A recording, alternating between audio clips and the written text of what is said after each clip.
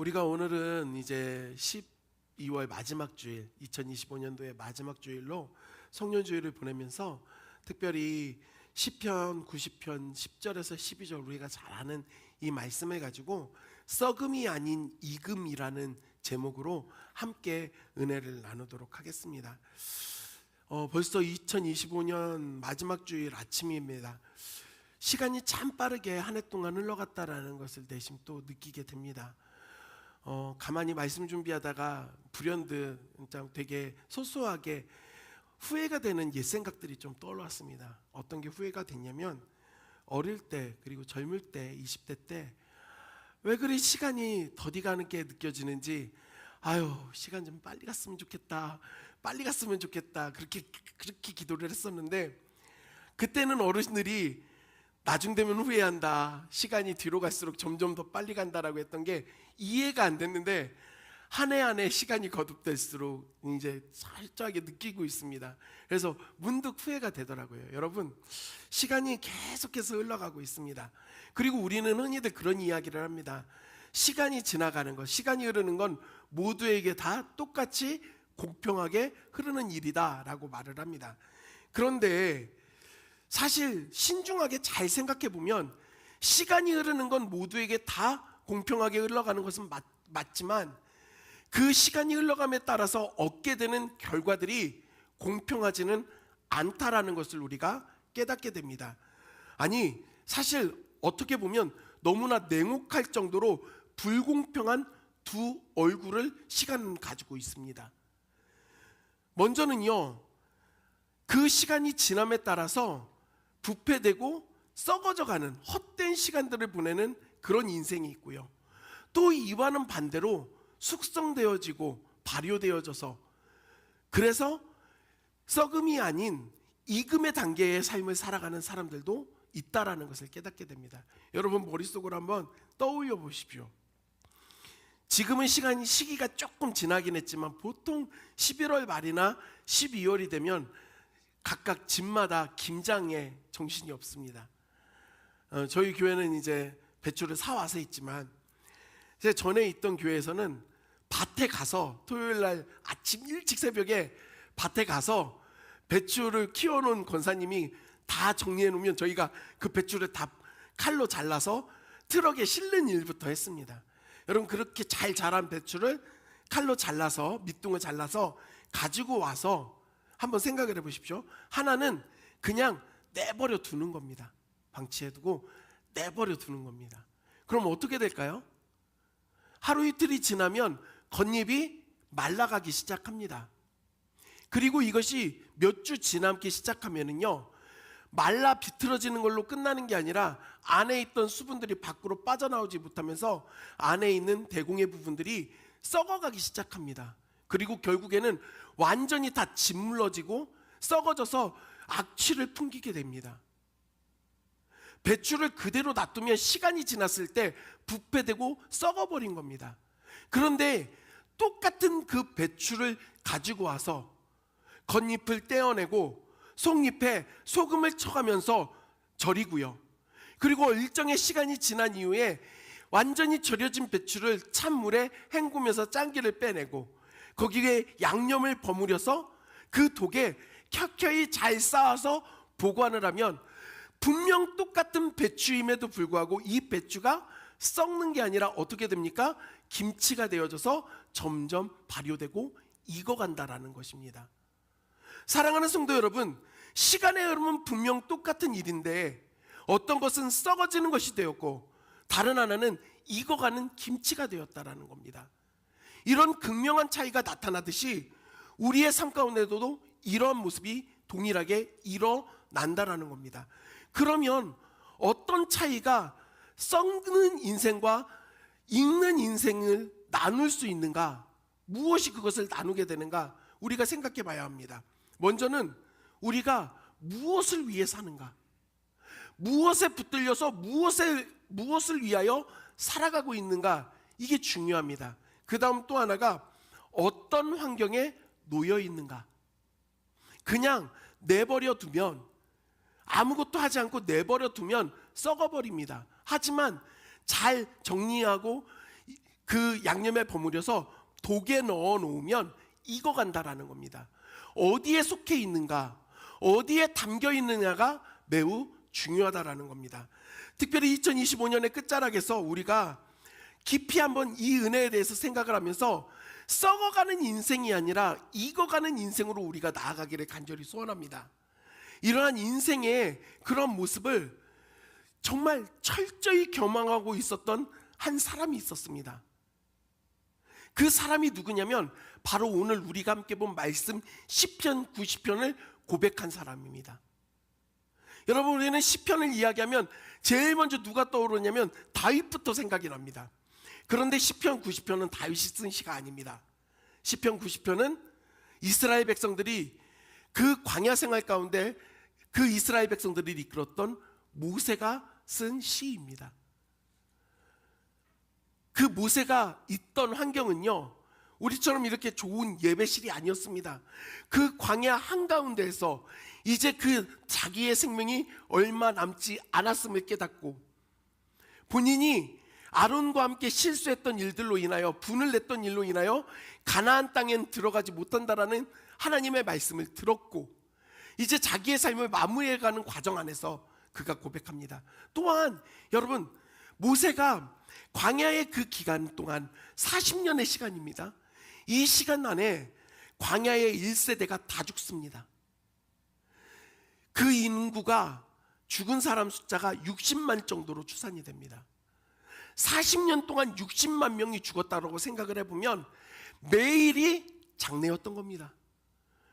하루 눈을 뜨면 또 누가 죽었고 또 누가 세상을 떠났고 매일매일 장례식장에 있는 겁니다. 저녁이 되면 그 시신을 땅에 묻었다, 그 시신을 잘 운반했다, 이걸로 끝이 나는 겁니다.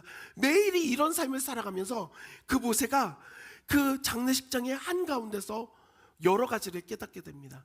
그러면서 그가 확실하게 느낀 것은, 우리의 인생이 길게 살던 짧게 살던 간에 결국엔 덫이 없구나, 자랑할 게 없구나.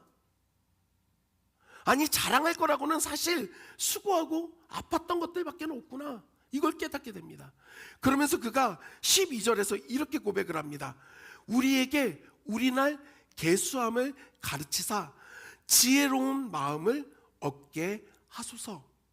하나님, 우리에게 우리의 이 연에 대한, 연수에 대한 나를 계수할 수 있는 지혜를 가르쳐 주십시오.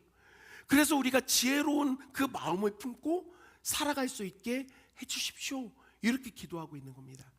여러분, 오늘 설교의 모든 내용이 이 한 문장 안에 다 들어 있습니다. 시간을 썩게 내버려 둘 것인가, 아니면 있게 만들 것인가, 그 차이는 바로 이 날수를 계수하는 그 지혜에 달려 있다라고 모세는 우리에게 말하고 있습니다. 그리고 이것이 우리에게 익음과 썩음의 극명한 차이를 갖게 한다라는 겁니다. 분명 배추에 대해서 제가 여러분들에게 설명을 드렸던 것처럼 필요 없는 겉잎을 다 뜯어버리고 남겨야 될 속 재료들을 놔둬야 되는 것처럼 우리의 삶 가운데서도 버려야 될 것들과 끝까지 붙잡아야 될 것들이 있다라는 겁니다. 그것이 무엇인지를 우리가 오늘 깨닫고, 그래서 우리의 인생이 시간이 흐름에 따라 부패하는 인생, 썩어가는 인생이 아니라 이와는 반대로 익어가고 성숙하고 또한 발효되어져 가는, 보석이 되는 삶이 되어지기를 주님의 이름으로 간절히 소원합니다. 우리가 썩지 않고 익어가기 위해서 가장 먼저 우리가 직면해야 될, 모든 사람들이 가지고 있는 병을 인정할 게 있습니다. 그 병이 무엇이냐면 바로 고질병인 속도입니다. 빨리빨리. 우리나라 사람들이 특히 심합니다. 정말 빨라야 됩니다. 여러분, 엘리베이터 타면은요, 닫힌 버튼이 멀쩡한 엘리베이터 찾기가 어렵습니다. 코로나 시기에 거기에 보호필름 달려놨는데 다른 부분은 닫힌 버튼밖에 없습니다. 왜 그래요? 그거 몇 번 눌러도 빨리 닫히지가 않습니다. 한 번 누르면 그냥 그 속도대로 닫히는데 그걸 절대 못 견딥니다. 계속 눌러야 됩니다. 자판기에서 커피 뽑을 때 어떻게 합니까? 눌러놓고 열고 손 집어넣고 컵 나온 거 붙잡고 있어야 됩니다. 그런데요, 이게요 비단 우리나라 사람들만 그런 게 아닙니다. 1950년대에 미국 샌프란시스코에 있는 한 병원의 심장 전문의였던 마이어 프리드먼 의사가요, 가만 자기 병원에 자기 환자들이 대기하는 곳을 보니까 되게 신기한 걸 발견하게 됩니다. 그게 뭐냐면 환자들이 앉아서 대기하던 그 의자가요 다 끝 모서리만 달아서 천이 해져 있는 겁니다. 아니, 의자라는 게 응당 앉고 계속해서 일어서고 앉고 하면 집에 있는 의자를 생각해 보십시오. 소파나 이런 것들이 어디가 닿냐면 등이나 엉덩이 부분이 먼저 다 달아야 되는데 의자들이 엉덩이와 등 부분은 다 멀쩡하고 한쪽 구석 부분만, 그 앞쪽 부분만 다 달아서 해져 있었다라는 겁니다. 왜 그런가 보니까 심장에 문제가 있어서 찾아왔던 환자들이 대기하고 있다가 부르는 순서에 빨리 들어가려고 의자에 깊숙이 앉아 있는 게 아니라 끝자리에 간신히 엉덩이를 걸치고 있다가 들어가더라는 겁니다. 그래서 이 프리드먼 박사가요 그 상황을 뭐라고 이름을 지었냐면 서두름병이라고 병명을 지었습니다. 어찌 보면 이 시대를 살아가고 있는 저와 여러분 모두 현대인들은요 이 서두름병에 걸려 있습니다. 빨리빨리 무언가를 하지 않으면 견딜 수가 없습니다. 분주하게 무언가를 해야 합니다. 그래서 쉬지 않고 무언가를 손에 놓지 않고 합니다. 어떻습니까?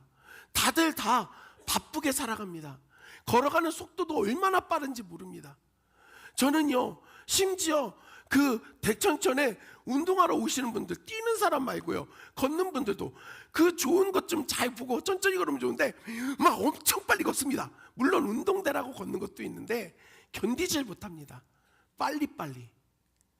그런데 재미있는 것은 그렇게 조급하고 빠르게 살아가고 있는 사람들에게 왜 바쁘십니까? 무엇 때문에 이렇게 바쁘십니까? 라고 물어보면요 정작 대답할 게 없을 때가 많다라는 겁니다. 그러게요. 제가 왜 이렇게 빨리 살아야 될까요? 왜 내가 이렇게 그 조급한 병에 걸려 있는지 모르겠습니다. 한 경우가 많다라는 겁니다. 여러분, 우리는 빨리 하는 게 중요하다라고 말하지만 성경은 그렇게 우리에게 말하지 않습니다. 빠름보다 중요한 것은 정확하게 가는 게 중요합니다. 이스라엘 백성들이 가나안 땅에 들어가는 그 과정은요 40년이 걸릴 길이 아니었습니다. 그런데 하나님은 이스라엘 백성들을 빠르게 인도한 게 아니라 40년을 그 안에서 계속해서 굴리십니다. 왜요? 하나님을 섬기고 하나님을 따르는 그 방향성으로 이스라엘 백성들을 이끌어가기 위해서요. 그래서 속도보다 중요한 것이 방향이라는 겁니다. 우리의 인생이 속도에만 너무 매몰되어져 있으면 발효되고 숙성되는 게 아니라 썩어가기가 쉽다라는 것을 인정해야 되는 것입니다. 오늘 본문 10절에서 모세는 이렇게 고백합니다. 우리 같이 읽겠습니다. 시작.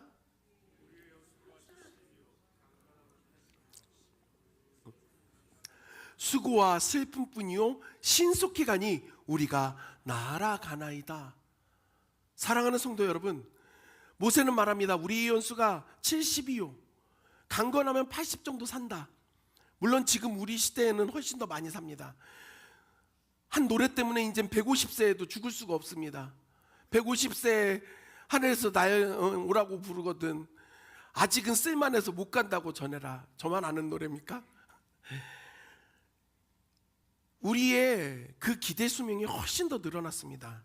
그런데요 중요한 게 뭐냐, 70을 살던 80을 살던 아니면 100살을 살던 간에 우리가 살았던 그 긴 인생의 시간 안에서 결국 우리가 자랑할 수 있는 게 뭐밖에 없다고요? 수고와 슬픔밖에는 없다라고 모세는 말합니다. 여러분, 여기서 말하고 있는 수고가 뭐냐, 그 히브리어 원어를 보면 그냥 노동이 아닙니다. 뼈를 깎는 듯한 그 정도의 고통을 수반하는 그 노동을 말할 때 이 단어를 씁니다. 그러니까요, 우리의 인생 가운데 자랑할 게 뭐냐? 결국 우리의 건강과 우리의 모든 뼈와 살을 다 갈아 넣어서 열심히 일하고 수고했던 것밖에 없다. 자랑할 게. 또 나아가 슬픔이라고 하는 이 단어도요, 보면 단순히 그냥 슬픔으로 규정되는 단어가 아닙니다. 여기에서 슬픔이라고 하는 이 단어를 보면은요, 이 안에 들어가 있는 그 뜻들이 뭐냐면 그 허무함이나 그리고 죄에 대한 뜻으로도 이 단어가 사용되어집니다. 결국 이 슬픔이라고 하는 게 뭐냐? 죄악으로 인하여 열심히 살아보지만 결국에는 그 인생 가운데 느껴지는 공허함에 대해서 표현하고 있는 겁니다. 우리가 긴 시간을 살고 열심히 최선을 다해서 살아봐야 자랑할 수 있는 게 결국엔 우리를 갈아 넣었던 그 수고와 죄로 인해 우리에게 찾아오는 그 공허함, 허무함밖에는 없다라고 모세는 말하는 겁니다. 그리고 이런 시간들을 보내면서도 신속히 간다, 날아가는 시간을 쓰고 있다라는 겁니다. 빠르게 다들 달려가고 있다는 겁니다. 썩어가고 있지만 본인이 썩어가고 있는 걸 모르고 그냥 빠르게 가면 괜찮겠지 생각을 하면서 가고 있는 겁니다. 여러분, 이것이 결국에는 이 시대를 관통하는 메시지가 아닐까요? 우리의 삶이 그러진 않습니까? 어떻습니까? 여러분들은 이 말씀 앞에서 정말 우리가 자랑할 게 무엇이라고 이야기하겠습니까? 내가 자랑할 수 있는 것은 잘 모아놓은 통장에 있는 재산, 이 집, 여러 가지 그 소유물, 내 자녀들. 여러분, 내가 자랑할 것에 대해서 이야기하는 게 결국에 그런 것이라고 한다면 그게 어떻게 얻어진 겁니까? 내 삶을 거기에 다 넣어서 만들어낸 결과물이 아닙니까? 그러한 인생 같아는 결국에는 말라 비틀어지다 후에는 아무것도 남지 않는 썩어져 버리는 인생으로 갈 수밖에 없다라는 겁니다. 허무라고 하는 이 악취 속에 우리가 살아가지 않으려면 어떻게 해야 되는가? 썩음의 질주에서 멈추려면요, 여러분, 먼저는 빠르게 흘러가고 있는 이 시대적인 그 흐름을 따라가는 게 아니라 우리가 좀 더디게 걷고 멈춰서는 용기가 있어야 됩니다. 그냥 멈춰서는 게 아니라 하나님께 질문하고 하나님께 집중하는 시간들이 있어야 된다는 겁니다. 너무 바빠서 말씀을 안 읽습니다. 너무 바빠서 기도를 안 합니다. 너무 바빠서 하나님과 만날 시간도 없습니다. 여러분, 일주일에 띡 일요일 되면 11시에 교회 와서 1시간 하나님 만나고 그리고 나서 나머지 모든 시간 속은 다 내가 하고 싶은 일하고 있다고 한다면 우리가 지금 하나님 앞에 머무른다고 말할 수 있을까요? 아니라는 겁니다. 그러면 어떻게 우리가 이 썩음의 질주를 멈출 수 있는가? 그래서 우리의 인생이 썩음이 아닌 익음으로 바뀔 수 있는가 질문해 봐야 됩니다. 그리고 그 답을 모세는 12절에서 이렇게 말합니다. 다 같이 읽겠습니다. 시작.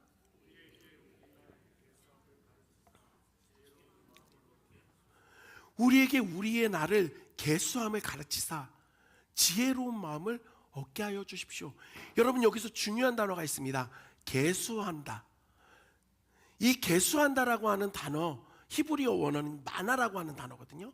이 마나라고 하는 히브리어 단어가 가지고 있는 뜻이 이렇습니다. 나누다, 할당하다, 지명하다, 지정하다, 준비하다, 예비하다, 마련하다, 만들다라는 그 모든 의미를 다 포괄하고 있습니다. 가지고 있어요. 그러니까 단순히 머릿속으로 계산해서 내가 몇 년까지 살 수 있을지 계산하게 해달라, 이게 아닙니다. 그런 단순한 메시지가 아니라 그 모든 것들을 알아서 준비하고 예비하고 지정하는 지혜를 달라는 겁니다. 사랑하는 성도 여러분, 우리의 인생이 무한하지 않다라는 것을 우리 그리스도인들은 다 압니다. 그래서 우리는 무한하신 하나님을 의지합니다. 그리고 또한 우리의 삶이 이 땅 가운데 마무리되는 게 아니라 영원한 천국에 있다라는 걸 우리는 소망하면서 믿고 있습니다. 그렇기에 이 땅을 살아갈 때 우리는 그 날수를 계산하면서 우리의 이 삶이 내 것이 아니라는 것을 또한 깨닫게 됩니다. 날수를 계수한다라는 뜻이 무엇이냐? 내가 내 인생의 주인이 아니라는 것을 먼저 깨닫는 것이고요, 더 나아가서는요, 이 인생의 주인이 있다라는 것을 인정하는 태도입니다. 그게 바로 하나님이고요. 그래서 우리는 사명 가운데 있다라는 것을 깨달아야 합니다. 조금 더 쉽게 풀어서 이야기할까요? 아까 제가 초반에 이야기했던 배추가 김장독에 들어가서 쌓인 다음 보관되어졌을 때 숙성되듯이 우리가 어디에 담겨져 있는가를 깨달아야 된다는 겁니다. 우리는 그리스도 예수 안에서 하나님께 속한 사람들입니다. 그 그릇 안에 담겨져 있다는 것을 우리가 깨달아야 한다는 겁니다. 그러면은요, 우리의 삶이 어떻든 간에 환경의 지배를 받는 게 아니라 언제나 내가 하나님 안에 있다라는 것으로 인하여 우리는 익어갈 수가 있습니다. 제가 한 인물을 이야기하려고 합니다. 1944년 12월 독일의 차가운 감옥에 갇힌 한 남성이 있습니다. 이 남자가 왜 감옥에 갇혔는가? 나치 정권에 극명하게 반대하고요, 심지어는 히틀러를 암살하고자 하는 계획까지 세웠다는 죄명으로 붙잡혀서 감옥에 갇혔습니다. 이 남성의 이름은 디트리히 본 회퍼 목사님입니다. 본 회퍼 목사님이 나치 정권에 반대하고 히틀러에 대해서 그 적개심을 갖고 그를 암살하고자 하는 마음까지 품었다는 이유로, 계획했다는 이유로 붙잡혀서 감옥에 갇혀 있는 겁니다. 여러분, 그 감옥의 상황이 어떻겠습니까? 평안하고 안정적이고 행복했겠습니까? 전쟁은 이미 그 종전으로 가면서 폐색이 짙었습니다. 그러면서 연일 연합군의 포격의 소리들이 가까워집니다. 감옥의 그 복도는 간수의 그 구두 소리가 끊임없이 들리고요, 자기가 불림을 받아서 나가게 되면 언제든 사형당해야 된다는 걸 이 보네포 목사님은 알고 있었습니다. 그러한 절망적인 상황 가운데, 아니 썩어질 수밖에 없는 현상 가운데 있었던 이 보네포 목사님이 사랑하는 가족과 그 형제자매들에게 펜을 들어 글을 써서 남깁니다. 그가 써서 남긴 글이 이런 내용입니다. 그 선하님의 고요히 감싸요. 그 놀라운 평화를 누리네. 나 그대들과 함께 걸어가네. 나 그대들과 한 해를 여네. 그 선하님이 우리를 감싸니 믿음으로 일어날 일 기대하네. 주 언제나 우리와 함께 계셔. 하루 또 하루가 늘 새로워.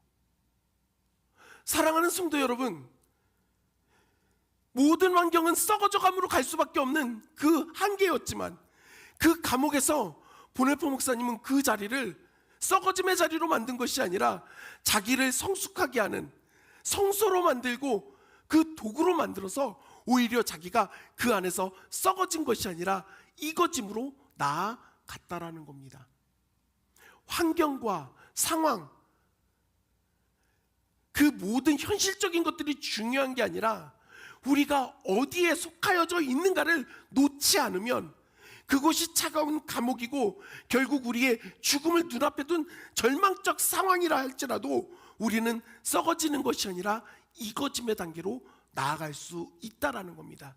그것을 이 보네포 목사님이 분명하게 우리에게 보여준 것입니다.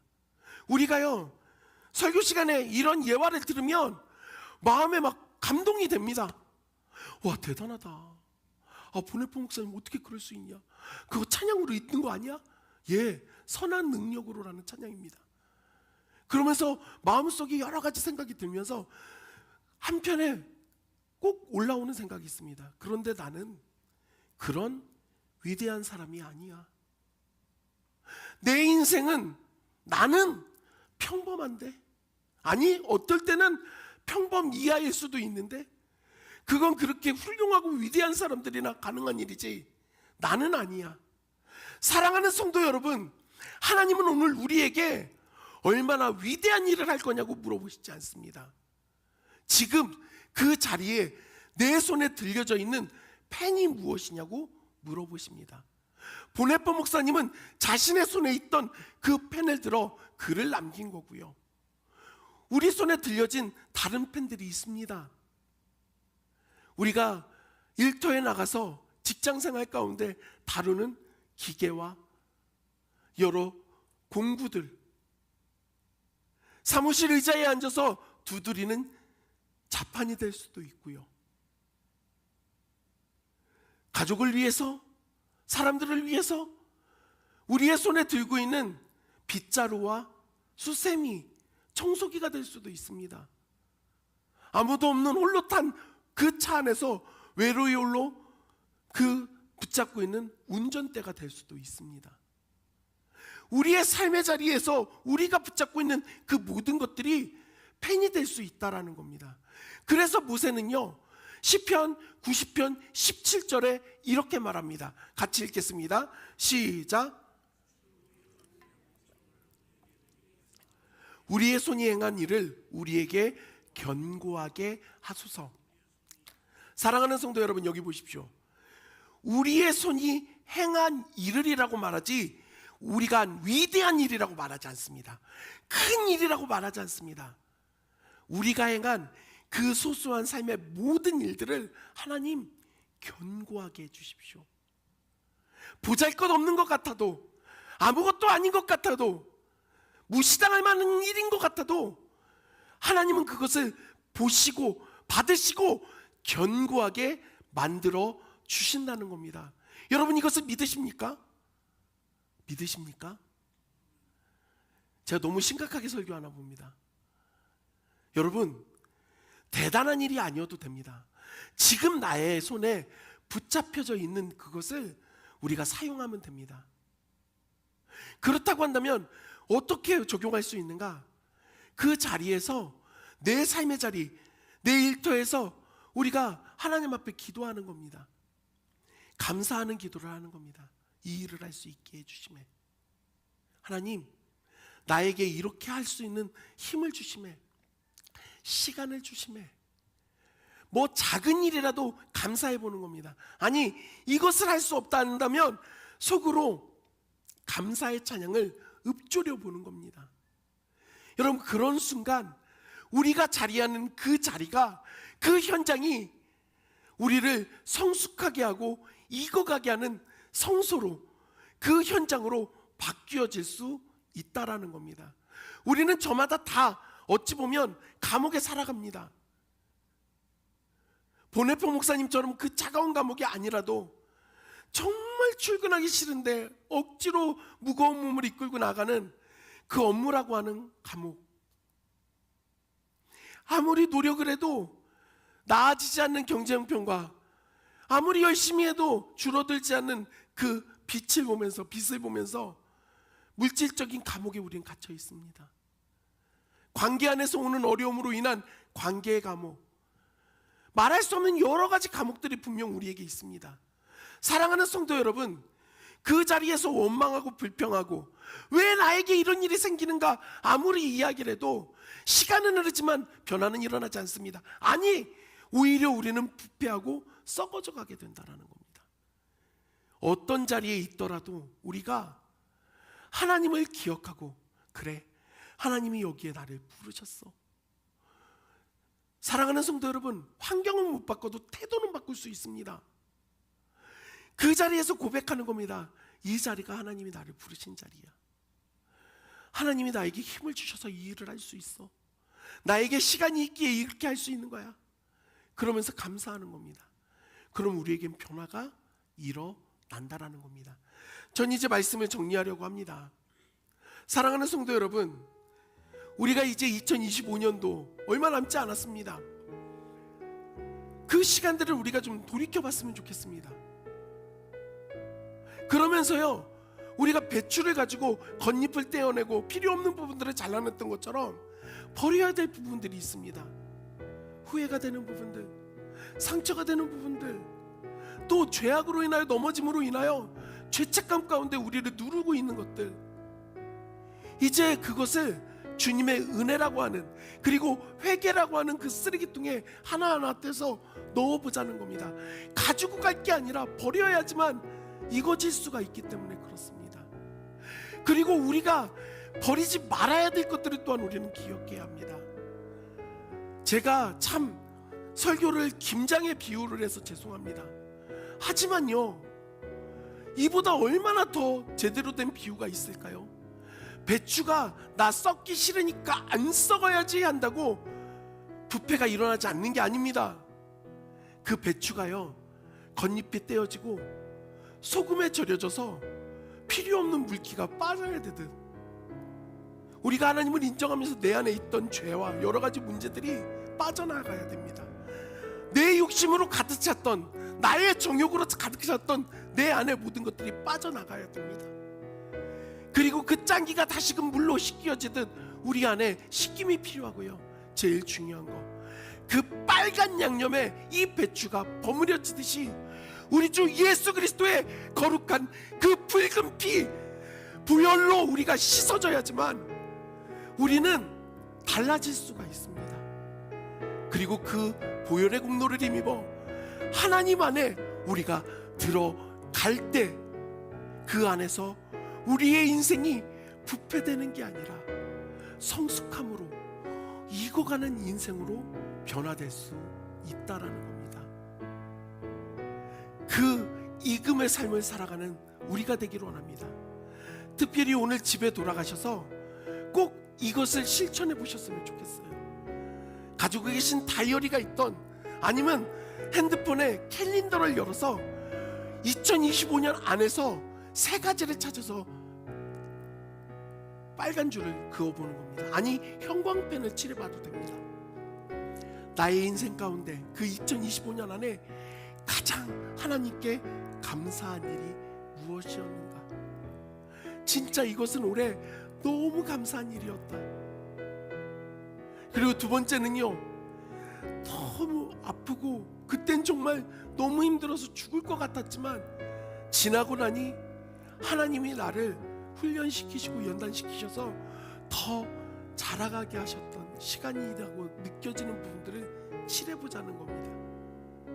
그리고 마지막 세 번째, 주님이 나와 함께 하시는 그 임재가 가장 깊이 경험되었던 그 시간들을 또 한번 체크해봤으면 좋겠습니다.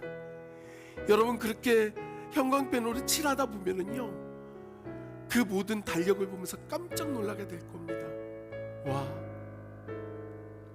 하나님께 감사하지 않은 날이 없구나. 하나님이 나를 붙잡으셔서 어려웠지만 자라났던 시간들이 많았구나. 그리고 하나님 나와 항상 함께 해주셨구나라는 것을 우리가 깨닫게 됩니다. 그 은혜를 온전히 경험하는 이 남은 시간들이 되기를 원하고, 또 새롭게 시작될 2026년도 그 한 해를 하나님, 이제는 내가 썩어감의 시간으로 보내는 것이 아니라 익어감의 시간으로 보내기를 원하니 나에게 지혜를 허락하여 달라고 하는 그러한 기대와 소망을 가지면서 그 2026년을 맞이하는 우리 모두가 되기를 주님의 이름으로 간절히 소원합니다.